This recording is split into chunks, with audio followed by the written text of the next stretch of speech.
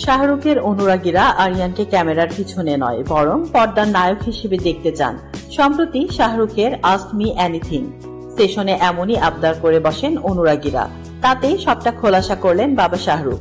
শাহরুখ খানের 3 সন্তান, যার মধ্যে 2জন প্রাপ্তবয়স্ক আর একজন দাদা আরিয়ান খান ও দিদি সুহানা খানের তুলনায় অনেকটা ছোট্ট। ইতিমধ্যেই সুহানার বাবার জুতোর পা গলিয়েছেন। অভিনেত্রী হওয়ার ইচ্ছে সুহানার। তার প্রথম সিরিজ চর্চিত হলেও সুহানার অভিনয় সমালোচিত হয়। এবার বাবার সঙ্গে বড় পর্দায় আসতে চলেছেন সুহানা। তার প্রস্তুতিও চলছে জোর কদমে। ছেলে আরিয়ানও পিছিয়ে নেই। খুব শীঘ্রই রূপলী পর্দায় আত্মপ্রকাশ হতে চলেছে তার, তবে পরিচালক হিসেবে। যদিও শাহরুখ অনুরাগীরা আরিয়ানকে ক্যামেরার পিছনে নয় বরং পর্দার নায়ক হিসেবে দেখতে চান। সম্প্রতি শাহরুখের আস্ক মি এনিথিং সেশনে এমনই আবদার করে বসেন অনুরাগীরা। তাতেই সবটা খোলাসা করলেন বাবা শাহরুখ। অভিনেতার সাফ কথা, তিনি তার বাড়িতে কোনো প্রতিযোগিতা চান না।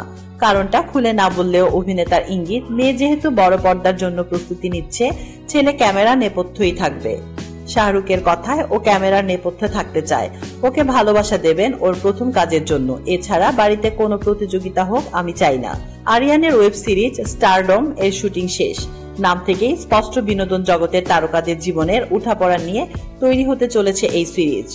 প্রাথমিকভাবে জানা গিয়েছিল আরিয়ানের প্রথম সিরিজে বিশেষ একটি চরিত্রে দেখা যেতে চলেছে শাহরুখকে। বিশেষ চরিত্রের জন্য শুট করার কথা রণবীর সিং ও করণ জোহরের। তাসনিম আক্তার শিমু, SBS বাংলা।